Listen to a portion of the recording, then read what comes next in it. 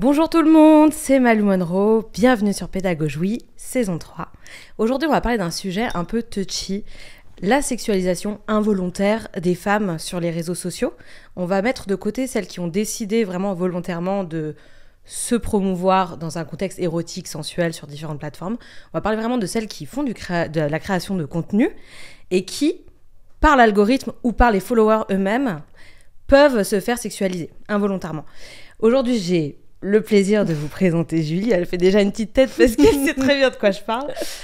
Julie qui est créatrice de contenu, qui a 200 000 followers sur YouTube. Julie, bienvenue. Merci. Ça va ? Ça va super. Je suis un peu nerveuse. Ouais, c'est normal. C'est un sujet qui est quand même assez sensible aussi. Bah oui. C'est c'est pas forcément le côté le plus positif et le plus glam en fait de la création de contenu, c'est la réalité aussi qui peut t'arriver, puis il peut y avoir des followers qui vont t'écouter, qui vont peut-être se sentir concernés, mais ouais. Et puis j'espère que des mecs écouteront surtout. Ah mais il y a beaucoup de mecs qui écoutent Pédagogie. Ah c'est bien. Enfin, j'espère, on vous regarde, on est là. Non, on parle vraiment, c'est vrai que souvent de sujets quand même où il y a encore du travail à faire au niveau de l'image de la femme. Toi, ça fait 8 ans que t'es sur YouTube.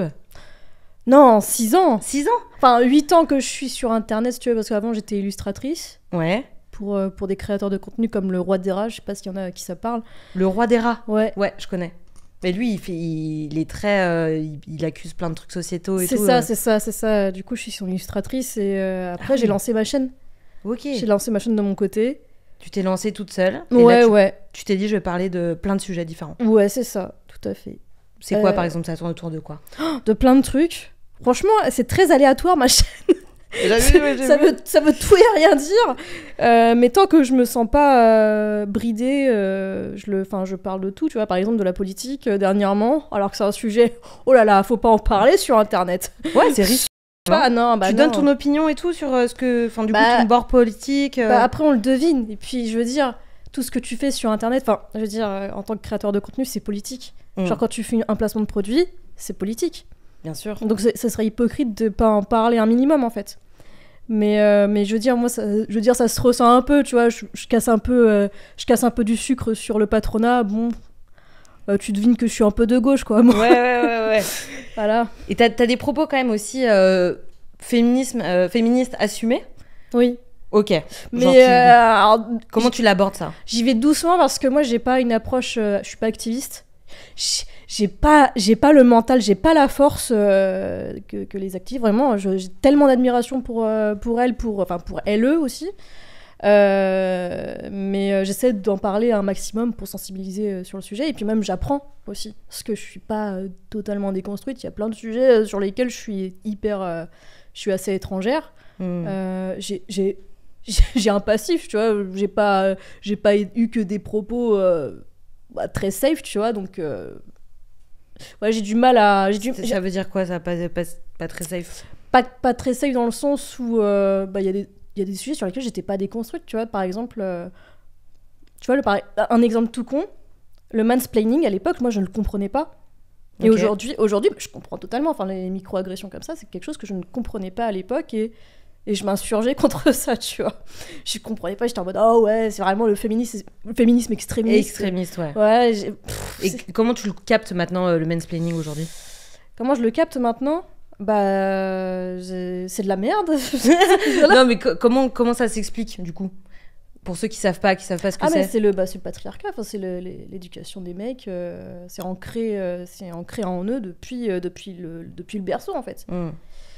Et ça, il a fallu vraiment un temps de déconstruction pour le capter, de l'expérience et des expériences pas très cool aussi pour comprendre, et même de l'écoute aussi. Il a fallu beaucoup de remises en question, tout simplement. Et ça, t'en as parlé du coup dans tes vidéos. Est-ce que c'est ça qui a pu créer qui a déclenché certaines réactions, par exemple au niveau de tes followers, dans des commentaires qui pouvaient être un peu intrusifs ou qui pouvaient se permettre... tu vas nous raconter un petit peu qu'est-ce que tu avais eu comme feedback un peu, des personnes qui se permettaient de faire des retours sur ton physique ou sur ta manière de parler et tout. Alors en vidéo, YouTube, je dirais pas que j'en ai énormément parlé. J'ai beaucoup parlé des relations. Par contre, vraiment par exemple le mansplaining, ça c'est des sujets que je vais plutôt aborder sur Twitch parce qu'on a un échange direct et je trouve que l'échange est bien plus sain sur Twitch qu'en commentaire YouTube. Oui, ils peuvent commenter en commentaire quand ils écrivent en même temps, en live. Ok. Même si bon, il y a toujours une majorité silencieuse et parmi eux il y a forcément des haters parce qu'il faut savoir un truc, quand tu te lances sur internet, tu as forcément un hater qui va regarder tout ce que tu fais et qui va te tomber dessus dès que tu fais un truc de travers. Tout le temps. Selon lui, quoi. Ouais, selon lui, voilà. Et toi, c'est quoi le genre de truc de travers, par exemple, qui pouvait te reprocher ? Les trucs qui sortaient de nulle part, quoi, par rapport à ce que toi, tu racontais. Par exemple, dénoncer quelque chose et me ressortir des tweets que j'ai pu faire, genre il y a 5 ans avant, par exemple. 5 ans, 10 ans, 10 ans en arrière, tu vois. Qu'aujourd'hui, j'ai pas du tout la même opinion, tu vois. Ouais, et surtout que du coup, en tant que créatrice de contenu, tout ce que tu vas publier va rester peut se retourner contre toi. Ouais. C'est ça, voilà, tout à fait. Et du coup, t'as des sortes de trolls un peu qui pouvaient T'en parles là, dans une vidéo. Déjà, il y a une vidéo qui s'appelle... Attends, c'est quoi déjà ce que tu dis Sois belle et ferme ta gueule. Ah oui, sois belle et ferme ta gueule, ouais. Et ça, du coup, en fait, ce que j'ai remarqué que tes vidéos, t'avais des titres où du coup, en fait, tu parlais de plein d'autres sujets à l'intérieur. Donc, en fait, tu racontes tout ce qui te traverse dans tes journées, tout ce que tu penses, même dans ton quotidien. Bon, bah là, je suis passée au thé matcha. Enfin, tu racontes tout. Tu racontes plein de trucs. Ouais. Et là, t'as fait des vidéos aussi où tu montrais les commentaires. Tu t'es dit, vas-y, je vais regarder en face les gens aussi qui me défoncent. Et c'était quoi, par exemple, par rapport à... qu'est-ce que tu considères qui est lié au fait que tu sois une femme créatrice de contenu, en termes de feedback négatif? Bah, les commentaires sur mon physique, déjà. Ça ressemble à quoi, par exemple? Bah, vraiment les classiques, tu es belle, t'es mignonne, tu sais, vraiment, ok, c'est gentil, mais concentre-toi sur le contenu, c'est pas les retours que je veux avoir. Alors oui, d'accord, ça peut faire plaisir, mais enfin, je sais qu'il y a de la maladresse aussi, mais je fais pas du contenu pour avoir des retours sur mon physique.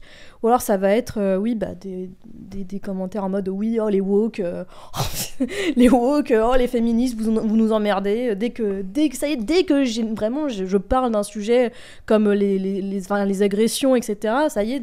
Genre dans la rue, par exemple? Oui, voilà. De rue. Ouais, ou même des relations, tu vois. Je sais même plus tout ce que j'ai évoqué.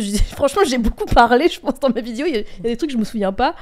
Mais oui, non, c'est des commentaires comme ça. Ou alors, une fois aussi, j'ai évoqué une des problématiques, moi, qui me trigger beaucoup, particulièrement vu que c'est mon milieu. C'est le problème de parité sur YouTube. Enfin, sur Internet en général, de toute façon, sur Twitch, sur YouTube, etc. Que les hommes sont plus mis en avant, qu'il y ait principalement que des mecs, même, dans le top 10 du YouTube français. Et que c'est pas normal. C'est pas normal. Pourquoi les hommes sont... Pourquoi il n'y a que des hommes et pas de femmes, quoi.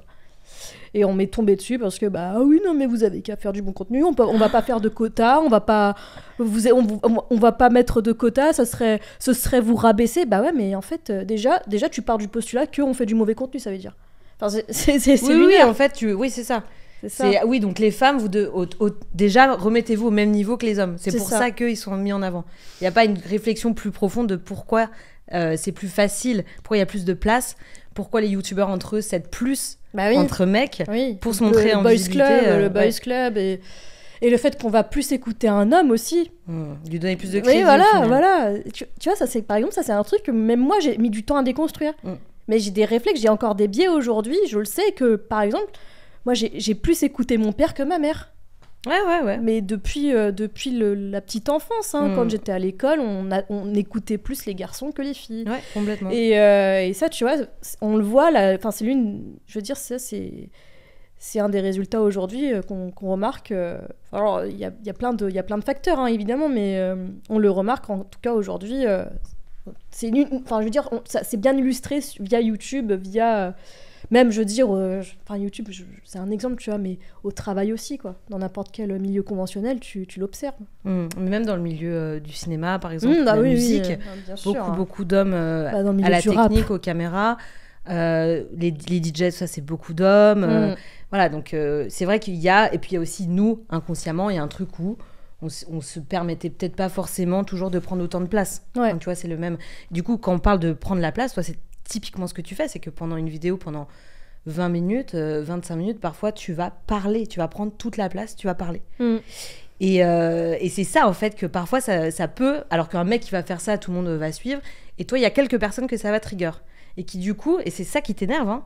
C'est que, du coup, ils vont te rappeler qu'ils te voient à travers un prisme physique, déjà. Tu vois. Oui. En fait, ils vont même pas parler du contenu de la vidéo, ils vont parler de ta gueule. Ah ouais, mais il y a ça. Ah non, il y a un autre truc aussi, souvent, le commentaire qui revient, et pas forcément sur ma chaîne YouTube, c'est « t'es pas drôle ». Et ça, toutes les filles, toutes les femmes sur Internet se sont mangées au moins un « t'es pas drôle ». Alors que ma chaîne, ce n'est pas une chaîne d'humour. Hein. Donc tu présupposes que que je suis drôle. Ouais, t'es drôle quand même. Voilà. Quand même, on se marre quand même. Mais oui, l'humour est réservé aux hommes. C'est ça. L'humour est réservé aux hommes en général. Oui, où ça va casser un peu la sensualité, le glam d'être une meuf drôle. Voilà, c'est ça. Et puis, après, est-ce qu'on peut dire que on a habitué les hommes à... Est-ce que l'humour est réservé aux hommes depuis j'arrive pas à formuler. Tu vois ce que je veux dire, que l'humour est réservé aux hommes dans la société? Bah c'est une vraie question. Oui. Bah moi j'aimerais dire non. Mais moi, non, ça l'est pas. Mais je veux dire depuis des siècles même, l'humour c'est un moyen d'élévation intellectuelle. Non? Oui. Bah, tu peux défendre beaucoup d'idées en les faisant passer par de l'humour.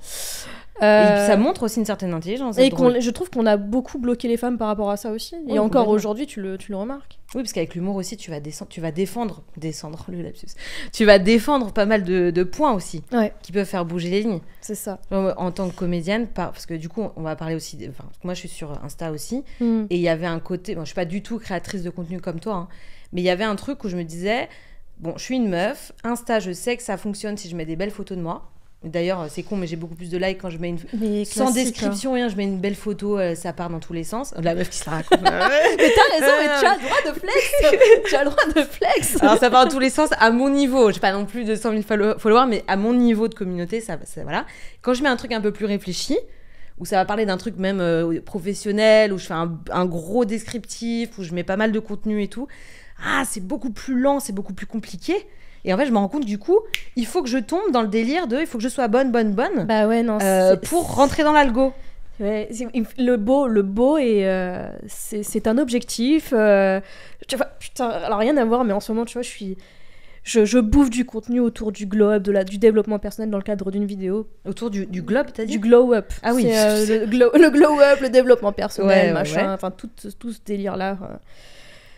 Il y a des bons trucs, il y a du mauvais. Et c'est dans le cadre d'une vidéo que je suis en train de faire ça. Et vraiment, l'un des points que je retiens, c'est qu'il y a la recherche du beau constant. Ouais. Il faut être beau à tout prix. Même dans le dev perso. Oui. Donc une autre injonction, en fait. Bah c'est ça. Okay. L'une des résultantes, en tout cas, c'est si t'es beau, tu seras heureux. Tu vois. Il parle de ça, moi j'avais de beauté physique. Oui. Ok. Mais beaucoup, enfin après, pas tout, hein, pas tout dans le dev perso. Tout n'est pas concentré que sur le physique. Mais ça en fait partie, mais du coup, ça m'a fait penser à ça. Ouais, ça met une nouvelle injection.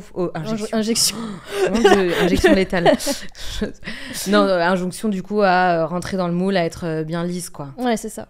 Et du coup, au niveau de l'humour, c'est pareil. Moi, je peux avoir des difficultés à poster des trucs où je suis drôle. Enfin, alors, je dis pas que je me trouve drôle, mais où je me dis, OK, là, j'ai envie de faire rire. J'ai envie de sortir juste de la photo où je sais que j'ai posé, et que machin, et que ça fonctionne, où là, en fait, je dis des conneries. Et c'est là où il y a des gars qui... Enfin, c'est triste à dire, mais beaucoup, hein, de gars qui, du coup, te catégorisent en mode... du coup, si t'es drôle, faut que tu me fasses rire. Où en gros t'es plus la bombe, tu rentres plus dans le truc de t'es la meuf que je fantasme, tu vois. Ouais. Et en fait moi ça me pose pas de problème, mais je vois ça et en fait c'est très bizarre. J'aimerais être 360 en fait, moi j'aimerais tout faire, tu vois, être intelligente, être belle, être drôle. Tu peux. Je sais, et c'est ce que j'essaye de prendre comme place, mais je sens parfois il y a des freins parce qu'il y a un peu un truc comme tu dis dans ta vidéo, ferme ta gueule et sois belle en fait. Ouais. Si tu sors trop du cadre et que tu montres trop de trucs en tant que meuf, il y a des mecs qui peuvent être perdus. Alors, je sais, je me dis, ces mecs, je m'en bats les steaks. Mais il y en a beaucoup encore. Oui. Et... Ils sont trop bruyants, je trouve. Ah oui. Trop voyants, trop bruyants. Et il faut apprendre, du coup, à se taire là-dessus, quoi. Mais c'est... À taire notre cerveau là-dessus, en fait. Oui. Et à se dire, non, mais on mérite notre place. Juste, s'en battre les couilles, pardon, mais faut le dire, s'en battre les couilles. Et merde, je sais plus ce que je voulais dire. C'est pas grave. T'avais des commentaires aussi de personnes qui te reprochaient de pas correspondre à leur code de féminité. Oh Donc ça, c'est un truc de fou. Et ils l'expriment, tu vois. Ils sont en mode, il faut que je le dise. Non, mais faut pas être trop belle, faut pas être trop drôle. Faut pas être trop belle, on te l'a dit, ça, quand même. Non, alors pas chez moi, mais je l'ai déjà vu. Hein. Je l'ai déjà vu chez d'autres, d'autres créatrices. Faut pas être trop vulgaire. Alors l'humour, attention, il y a un humour qui est réservé aux hommes. Moi, j'ai appris que depuis le début que je suis sur YouTube, il y a un humour, c'est masculin, et un humour féminin. Alors, quand les meufs parlent de sexe, tu vois, nous, l'humour féminin, c'est le sexe, apparemment. Par contre, quand les mecs en parlent, il n'y a pas de souci, tu vois, c'est comme l'humour pipi-caca. L'humour pipi-caca, c'est ok quand c'est les mecs, mais pas quand les femmes le font, tu vois. Là, c'est vulgaire. Ouais, voilà, c'est ça. Et c'est quoi, du coup, par rapport à la sexualité ? Par rapport à la sexualité. Quand tu faisais des blagues sur le sexe, c'était... Ou l'humour très beau. Comment ? D'accord, c'est très beau, mais même, c'est trop vulgaire. Vous pensez qu'à ça, les meufs, vous pensez qu'au sexe. Ah ouais, oui, mais ça leur fait peur, ça leur titille. Ça montre peut-être une liberté aussi de la meuf qui leur font peur. Oui, il y a de ça, il y a un paradoxe sur ça. Et en même temps... Je suis rien qui d'y penser, ça me fatigue. Mais c'est fatigant parce que c'est hyper paradoxal. Et en même temps, du coup, t'as quand même le système des réseaux. Tu peux m'expliquer, là, par exemple, au niveau de l'algo, qui va te pousser quand même à rentrer dans le délire un peu sexy, sensuel et tout. C'est ça. Alors que eux, ils veulent pas non plus trop que tu en parles de manière libre. Enfin, c'est quand même un truc de fou. Mais oui, en plus, surtout que parler de sexualité sur les réseaux, ça peut être. Tu peux te faire pas bloquer, mais shadowban. Après Instagram, je t'avoue, je sais pas trop. YouTube, t'es à deux doigts de te faire shadowban ou. Insta, ils sont très regardants. Insta et TikTok. TikTok, c'est impossible de mettre en avant de faire des placements de produits pour des sextoys, etc. C'est pas possible. YouTube, tu peux, mais il faut masquer. Il faut quand même masquer un minimum. Moi, je bip les mots sextoy machin parce que je sais que c'est $ jaune direct. Ouais. Ça veut dire quoi, ça ? $ jaune, ça veut dire que tu touches pas la monétisation sur la vidéo. Donc je travaille dans le vent, quoi. Waouh, d'accord. Donc tu dois biper des trucs et c'est comme la sexualité, tu dois mettre 1 euro à la place du E, des bails comme ça. C'est ça, et l'algo ne te met pas en avant. Voilà. Par exemple, j'ai un de mes collègues, Davy Mourier, avec qui je fais des vidéos pour sa chaîne à lui, qui parle souvent de sexualité, qui est très borderline et qui a déjà fait des placements de produits. Vraiment, ses vidéos, elles marchent bien d'habitude. Et à chaque fois qu'il fait une vidéo où il fait un placement de produit de sextoy, il se fait niquer. Ah ouais. Sans mauvais jeu de mots. Ouais. Mais toi, d'ailleurs, t'en fais de temps en temps sur YouTube. Oui. Et tu peux avoir des réactions aussi un peu mitigées. Ouais, bah oui, toujours les mêmes, c'est toujours des hommes. Voilà, c'est la meuf d'où elle se permet de parler de plaisir féminin. Ah, mais il y a des femmes aussi que ça fait réagir après, cela dit. Oui, on n'en parle pas assez, mais il y a des femmes qui réagissent aussi quand même. Hein. Ouais. C'est dommage, parce que... après, j'ai pas envie de les pointer du doigt, parce qu'elles sont elles-mêmes victimes de ce système-là, tu vois. Mais c'est important d'en faire, c'est important de les mettre en avant, de sensibiliser sur ça, même, je veux dire, la sexualité en général, le consentement et tout. Tu vois, par exemple, dernièrement, il y a eu une polémique d'une vidéo, je pense que tu l'as vue. C'est une vidéo d'une maîtresse de maternelle qui apprend aux enfants le consentement.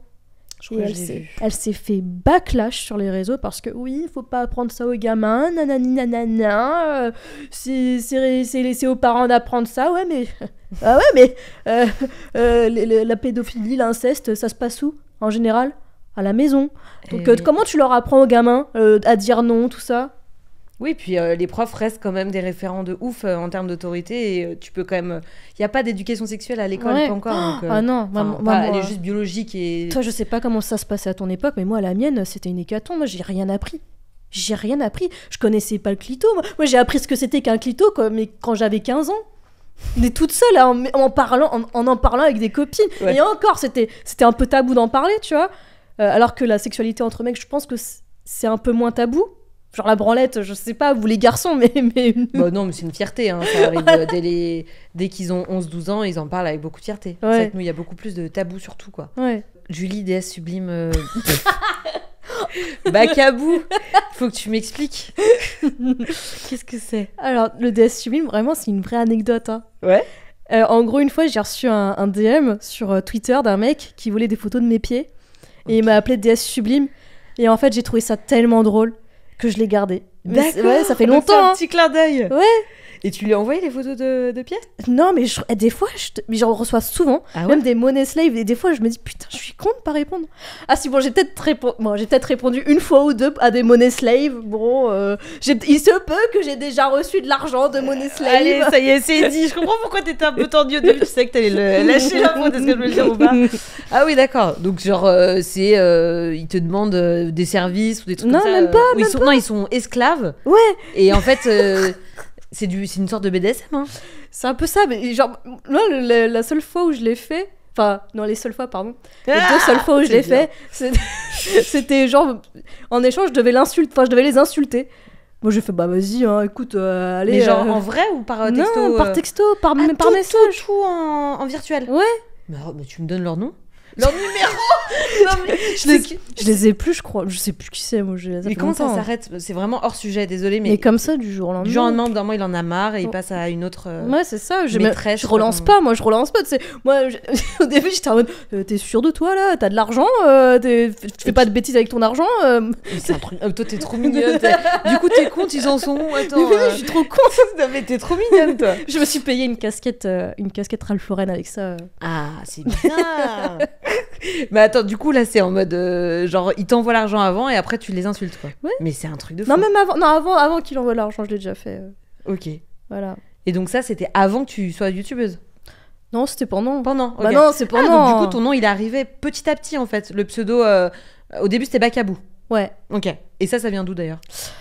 Alors en fait, alors ça c'est un bordel si tu veux. Avant j'avais un pseudo qui était imprononçable et il me fallait un pseudo qui soit marquant, facile à retenir et surtout facile à prononcer pour les dyslexiques. Et à la base je voulais partir sur peek-a-boo. Peek-a-boo, c'est un terme, c'est anglais. Je sais plus ce que ça veut dire peek-a-boo. C'est une expression. Peek-a-boo. C'est veut dire boo, coucou je suis là. Ok.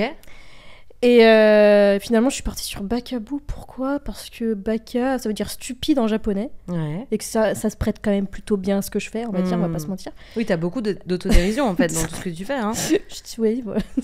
Et Bou. C'est pour ça que je comprends pas comment on peut continuer à te descendre en fait. T'es déjà en train de rigoler de toi-même sur plein de trucs. C'est un truc de fou, la colère que ça crée chez des gens, quoi. C'est ouf. Bah après, ça va, c'est une minorité aussi. Oui, franchement, mais il y en a, quoi. J'ai beaucoup de chance. Moi, je trouve que j'ai énormément de chance sur ça parce que déjà, faut savoir que j'ai une commu à 70% composée de mecs. Oh. C'est énorme. Ouais. Donc déconstruit. Ouais, franchement, je discute avec énormément d'entre eux et je suis quand même assez fière de constater qu'ils sont dans la discussion et qu'ils sont dans la réflexion et non, c'est bien. Mais ouais, non, du coup, Baka stupide et Boo de Super Mario, tout simplement. Et en fait, je l'ai gardé parce que je peux faire des jeux de mots avec Baka, genre Baka linge, Baka sable, Baka anecdote, Baka story. Pardon. Ok, voilà. Ouais, ok, trop drôle. Donc t'es gameuse aussi, en fait. Tu viens de... Enfin, je sais pas si tu continues. Je viens du milieu gaming un peu... Non. Même pas? Même pas. Enfin, j'ai joué avant, je jouais beaucoup. Maintenant, j'ai plus le temps et j'ai plus l'énergie. Parce que YouTube, ça prend trop de temps dans ta tête. Bon, après, ça, c'est un autre sujet. Ouais, non, mais c'est un boulot de malade. Parce que toi, tu fais tout, t'as toutes les casquettes en plus. Ouais. Tu prends tout en main, t'écris, tu joues, tu montes, tu fais les effets, tu fais les miniatures. Et t'étais illustratrice BD avant. Alors enfin, pas BD, pas bande dessinée, j'étais prestataire de service en gros pour des vidéos. Pour les vidéos, YouTube, même avant pour les blogueuses Insta. J'ai commencé sur Instagram en 2015 et après ouais, je faisais un peu partie des pionniers en vrai du milieu blog YouTube à faire des illustrations pour les gens et voilà, ça a commencé comme ça en gros. Et du coup au niveau du... Donc là toi ça fait un moment que t'es dessus, donc là 6 ans. Est-ce que tu as vu une évolution qui allait... Alors, il y a deux trucs. Il y a l'évolution, du coup, des algos et des formats courts. Aussi, on demande à faire des choses de plus en plus courtes. C'est genre les shorts, les reels. Est-ce que toi, tu as vu une évolution là-dessus qui tendait vers... il faut montrer quelque chose de le plus efficace possible? Oui. Qu'est-ce que tu as vu? Oui, bah, dans les premières secondes, il faut que ce soit impactant. Il faut que... Forcément, c'est mieux d'être à son avantage. Ouais. À son avantage, entre guillemets, enfin, ce qu'on appelle être à son avantage, être maquillée. Des fois même, si t'as un décolleté, c'est encore mieux. Ouais, ça fait exploser les compteurs. Ah, mais tu le vois, enfin, moi, j'ai fait le test une fois sur Insta. En gros, moi, en story, je fais en moyenne 15 000 vues sur les stories. Sur Insta. Sur Insta, ouais. À l'époque, je faisais 10 000, 15 000 vues. Et une fois, je me suis montrée à mon avantage, genre un peu aguicheuse, tout ça. Ouais. J'ai tapé. C'est ouf, là tu te juges en disant que t'as été aguicheuse parce que t'as mis Bon, bref. Bah, disons que dans le sens où j'ai cherché un petit peu, je voulais voir C'était voulu. C'était voulu. Et j'ai tapé les 23 000 vues, 25 000 vues, je crois. Même 30 000, il me semble, sur une story où vraiment, je flexais, tu vois. Est-ce que tu disais un truc profond ou pas en même temps? Mais rien du tout, c'est juste une photo. C'était juste une photo de moi. Et ça a fonctionné. Et j'ai des amis qui ont fait le test, d'autres amis, vraiment où leur contenu n'est pas concentré sur leur physique, tu vois. Et elles ont fait le test, elles ont montré un bout de peau, genre leur ventre et tout, et tout de suite ça explosait en termes de vues. Et toi, comment tu te positionnes par rapport à ça? Est-ce que ça te donne envie de continuer à jouer le jeu de l'algo ou tu t'en fous? En fait, moi je suis dans un entre-deux parce que j'ai pas envie que... J'ai pas besoin de ça, j'ai envie de me dire putain j'ai pas besoin de ça, et en même temps bah c'est pas grave. C'est pas un mal de se mettre en avant, de montrer. Enfin, il y a aucun souci à montrer son décolleté. Si c'est totalement consenti et que toi t'as envie de le faire et que ça te fait kiffer de le flexer, d'être ultra belle, oui. J'ai des bonichons, j'ai envie de les mettre en avant, tu vois. Mais je sais très bien ce que ça implique aussi, c'est-à-dire que il y a des petits, non, j'allais dire des petits, non, des gros porcs qui vont screen. Je sais très bien ce qui se passe quand t'es une meuf sur internet, quand tu te lances sur internet, il faut vraiment se rendre compte qu'il y a de fortes chances que tu te retrouves sur des subreddits, sur des sites dégueulasses, ou même tes photos juste détournées via une IA, etc. Il y a de fortes chances que ça arrive. Et ça m'est arrivé. On t'a déjà envoyé des photos, on t'a dit putain t'es sur ce site et tout. Oui, wow. Ça m'est déjà arrivé. J'ai atterri sur un subreddit où les mecs se branlaient. Voilà, se branlait sur les photos des streameuses, et tu voyais directement le... Attends, mais les gens se filmaient en train de le faire? Il y a des gens qui se filment, il y a des mecs qui se filmaient en train de le faire. J'ai découvert un Discord privé de 100 personnes. Hein. 100 personnes, pour moi, ça me paraît lunaire. C'est énorme, où des mecs... C'était un compte dédié sur moi, enfin un compte Discord dédié sur moi, où les mecs... Que sur toi? Ouais, où se branlaient en collectif sur des photos de moi, et on voyait tout, on voyait la bite, le sperme, tout ça. Enfin, tu biperas, mais oui. Parce que j'ai eu le malheur de montrer un décolleté, parce que j'ai eu le malheur de me montrer en short ou quoi, tu vois. Et ça, du coup, légalement parlant, tu peux dénoncer, tu peux faire quelque chose? C'est compliqué. Franchement, c'est compliqué parce que pour retracer, c'est pas si évident, et que les procédures sont longues, et que j'ai pas l'énergie, en fait. T'as pas forcément l'énergie de le faire, et que ça recommence. En fait, ça recommencera. Comment t'arrives psychologiquement à gérer ça? J'ai décidé d'ignorer. Tu t'es mis dans le dev perso. Ouais, non, mais en fait, j'en parle déjà, j'en parle, j'emmerde, je les emmerde, j'en parle, et je vais pas m'empêcher de mettre un décolleté. Écoute, c'est Magla, je sais pas si tu vois qui c'est, Magla la streameuse, qui elle a été victime elle c'est un niveau affolant. Elle, pareil que moi, elle s'est retrouvée sur des sites où ses photos sont détournées. Elle a eu des stalkers, elle a eu vraiment... elle a eu la totale, tu vois. Et elle en parle, elle le dénonce sur ses réseaux. Elle a porté plainte et tout à un moment donné. Hein. C'est parti très loin. Et elle a gagné? Je crois qu'elle a gagné, je sais plus. Donc trop le fin mot de l'histoire. Si tu mets l'énergie, quoi. Ouais. C'est ça. Mais c'est vraiment, c'est énormément de femmes, tu vois. Et quand je vois des meufs faire des placements de produits, par exemple, pour des marques de lingerie, où elles se montrent en petites culottes, etc., franchement, je suis contente pour elles, mais je peux pas m'empêcher de me dire, putain, aïe, j'espère qu'elles sont conscientes que ça risque d'atterrir sur des sites horribles, tu vois. Ouais. Tu vois, c'est pour ça que moi, je m'interdis, en tout cas, par exemple, moi, je m'interdis de me montrer en lingerie.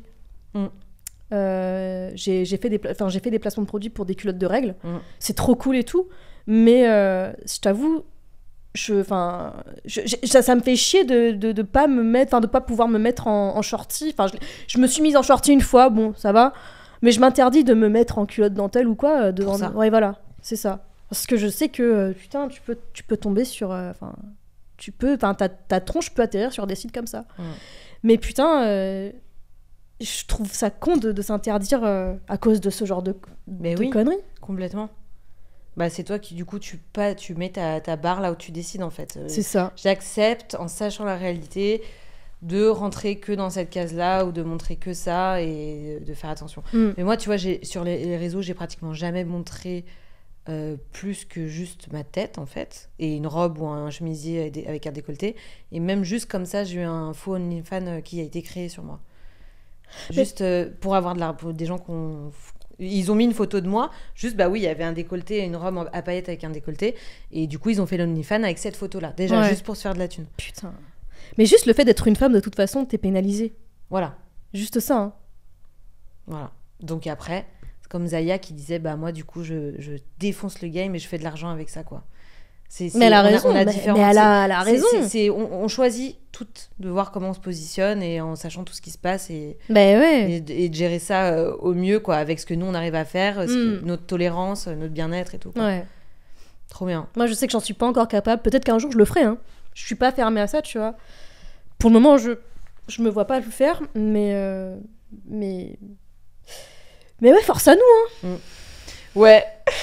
Pour finir sur une petite note, une bonne note, tu penses quand même qu'il y a de la place en tant que créatrice de contenu aujourd'hui pour du contenu qui n'est pas forcément tourné justement que sur notre physique, quoi que ce soit, et qu'il y a quand même un public qui grandit sur du contenu où on peut parler, être drôle, dire des trucs profonds, être revendicative, tout en étant drôle, et voilà, quoi. Mais bien sûr. Il y a quand même un public qui est là, quoi. Bien sûr. On est d'accord. En vrai, je pense, tu vois, toutes ces personnes qui disent que c'est trop tard, qu'il n'y a plus de place, etc., tu vois, c'est pas vrai. En fait, Internet, c'est une plaque tournante. YouTube, c'est une plaque tournante. Enfin, il y a des tendances qui se font, qui se défont. Il faut laisser la place à la nouveauté aussi. Les gens finissent par se lasser. Et tu vois, là, par exemple... là je vais parler purement création, mais là si tu veux, dernièrement il y a eu une lassitude des contenus vraiment à la, comment dire, la culture le culture flex. Je sais pas si tu vois ce que c'est. Enfin, c'est vraiment le fait de montrer ses richesses, etc. Tu vois, il y a une lassitude de ça, tu vois, il y a la lassitude des Kardashians. Oui. Et donc là, les gens ont plus tendance à se tourner vers des contenus, on va dire real, voilà, relatable. Ouais. Relatable, je saurais pas le dire en anglais, je veux pas faire genre real life, voilà. Ouais. Mais voilà, tu vois, c'est une plaque tournante et moi je suis intimement convaincue justement que les femmes elles peuvent se lancer autant qu'elles le veulent, surtout que il y en a pas beaucoup qui osent se lancer en dehors des carcans, en dehors des stéréotypes de genre. Il y a énormément il y a beaucoup de place, tu vois. Moi j'ai réussi, alors attention, parce que moi je suis arrivée tôt, j'ai eu de la chance et tout, mais je fais un contenu que peu de femmes font. Et c'est pour ça que je suis encore là aujourd'hui. Et que t'es sortie du cadre. Voilà, je suis sortie du cadre. Et... Tu te montes sur les toilettes, tu te montes quand tu te réveilles à 6h du tam sans maquillage, sans rien. Et en même temps, tu peux aussi te mettre en bombe. Mais en fait, tu montres tout ce qui est de toi, toutes tes facettes, en fait. C'est ça. Et tu vois, je suis encore là aujourd'hui. Donc ça me conforte dans l'idée que c'est bon, il y a moyen. Il y a encore de la place, largement, surtout sur les plateformes comme YouTube, TikTok. Sur Twitch, c'est compliqué. C'est plus masculin. C'est plus masculin, mais après, c'est au niveau de l'algo. C'est compliqué pour percer sur Twitch. Et puis, de toute façon, il ne faut pas se lancer dans l'idée que tu vas percer, de toute façon. Parce que déjà, c'est une bonne base. C'est pas bien de partir comme ça. Donc, partir sur ce qui on est, ce qu'on a envie de défendre, ce qu'on a envie de montrer. Ouais, faut pas... Enfin, je veux dire, oser...